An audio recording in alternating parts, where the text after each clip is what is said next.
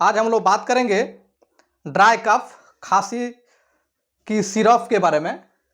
देखिए, क्लोरामफेनिरामाइन बेंलिएट, इसका उपयोग ड्राई कफ यानी ये काम किस प्रकार करता है। ये एक एंटी हिस्टामिन ड्रग है और इसका डोज बच्चों में 2.5 ml TDS, बड़ों में 5 से 10 ml TDS दिया जाता है। साइड इफेक्ट आपको नींद लग सकता है, चक्कर आ सकता है, मुंह सूख सकता है, ये सारी समस्याएं इस सिरप को लेने से आपको